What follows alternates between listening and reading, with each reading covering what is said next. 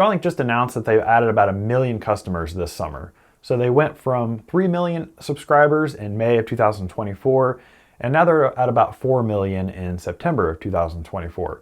So it's been an incredible summer as far as growth for Starlink subscribers. And in this video, I'm going to be talking about how we got here and what the future holds in terms of Starlink pricing and their strategy. I'm going to be talking about that $299 standard kit deal that they've been running this summer, and also an article that had been posted claiming that this sale was now permanent. I'll be sharing my opinion about that article with you, and then also offering my own speculation and opinion on what Starlink pricing will be moving forward.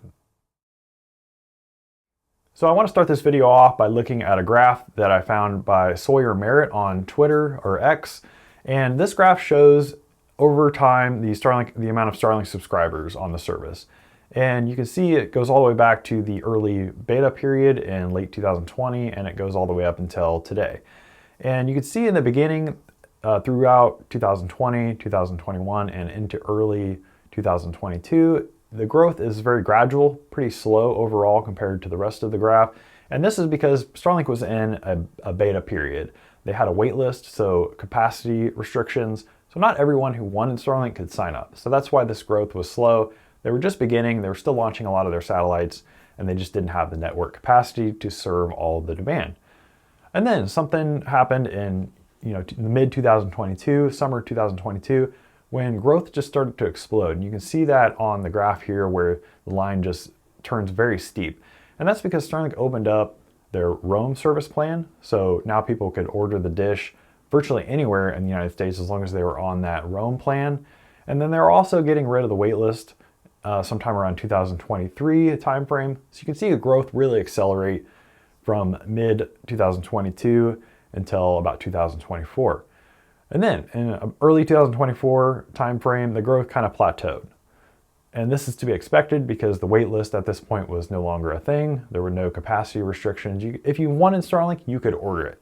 So you saw that growth kind of plateau there as the people that wanted Starlink pretty much already had it. But then starting in late spring, early summer 2024, Starlink started offering several kinds of incentive and promotional deals. They had things from like $50 trials to refurbished kit deals if you wanted to save a little bit of money there. But then finally in late June, early July, they introduced this $299 price for the standard kit throughout the United States for both residential and roam service plans. And this was kind of a major shift, and this is what contributes, I think, mostly to the growth that we saw this summer. So if you look back on the graph, you can see that happen on the graph. You can see that line, the trend start to go up at the same rate that we were seeing in 2022-2023 timeframe. So clearly this lower hardware pricing contributed to some of that. I think it opened the door for a lot of people to afford Starlink, and it's probably one of the main drivers as to why we're seeing the current amazing growth in Starlink subscribers. But the US isn't the only area that's growing. Starlink is expanding in all sorts of areas around the world, especially in developing countries. We saw in South America, when Starlink introduced the Starlink mini dish, they actually introduced it in South America as well, separately. It's a kind of a portable travel dish for the roam plan in the United States, but in South America, it's actually a residential unit for fixed home internet, and they offer it at a much lower price as far as the hardware, but also the service plan. The service plan is much cheaper. And so they're targeting some of those developing areas with super cheap hardware and then also super cheap service plans just to try to grow their subscriber base in those developing countries. But the mini kit was also available in the United States, obviously. So that opened up a lot more opportunity for people that needed a more smaller portable dish that had lower power consumption. And then also that $50 service plan. So the $50 roam service plan is a lot cheaper for the sporadic kind of recreational camper. I know I'm one of those people that, you just activate it for maybe a couple weekends a month, that kind of thing over the summer. You don't really want to pay a full $150 just for a couple weekends of camping. So that $50 service plan that they've now opened up for everybody is probably another one of those big drivers as to why there's so many subscribers added this summer for Starlink. So in my opinion, it's pretty clear that the lower pricing for the hardware and some of the additional flexibility with the service plans has really created this growth for Starlink over the summer of 2024. And the real question that I have moving forward is this going to last? Is this something that's going to be a continual strategy for Starlink, or is this just the end of kind of a cheap summer for Starlink prices?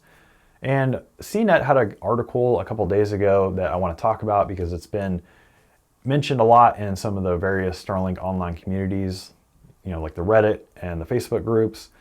So this CNET article claimed that the $299 discount, the standard kit discount that we have right now running through October 5th, they claimed that that one was going to be permanent, that the new price of Starlink is going to be $299 from here on out, and that it wasn't just a limited time sale like early on Starlink had indicated. The big problem with that article is that they don't source anything.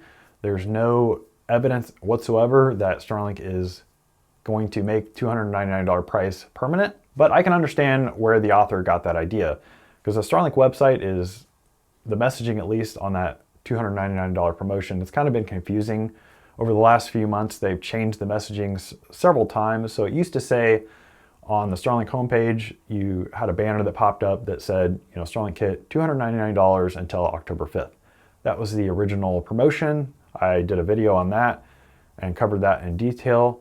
But then as the weeks went on, the messaging kind of changed. They got rid of that October 5th date and they just said things like limited time, Starlink kit, $299. And then I've also seen it as just the price with the old price marked out. So it said $299 and then next to it crossed out $499. So there was some indication that Starlink was making this a more permanent price for the standard kit. However, Starlink has never said, and it has never been on the website, that this is the new price permanently. So again, the CNET article is not accurate. It's opinion or speculation at best, and there's no indication from Starlink at this time that that will be a permanent price moving forward. In fact, if you look at the Roam page on the Starlink website, they actually put a new date on there.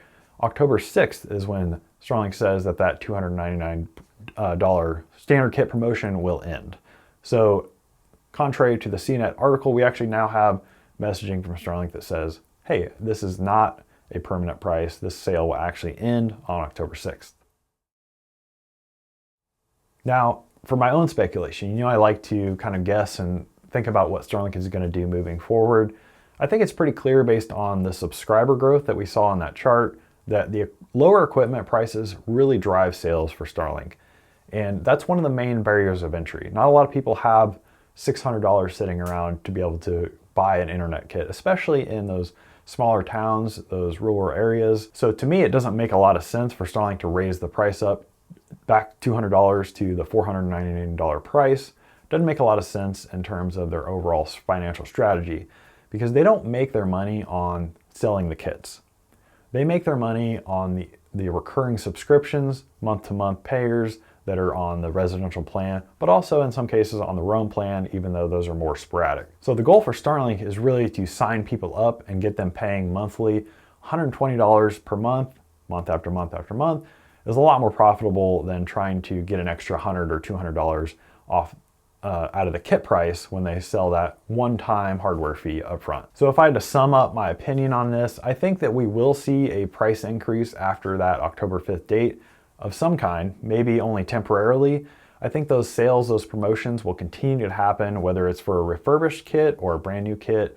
I think we'll continue to see all sorts of different referral programs and incentives and things like that, because Starlink needs to find ways to grow their subscriber base, but also try to keep that price barrier, that upfront cost as low as they can, because that clearly works to gain subscribers for their service. But I will say that CNET article there's no evidence to back that up, that it's a permanent price. So if you are on the fence, you really need to buy your Starlink unit before October 6th, before there is a chance that Starlink actually does raise those prices by $200 back to the normal MSRP. I'd love to hear what you think in the comments below.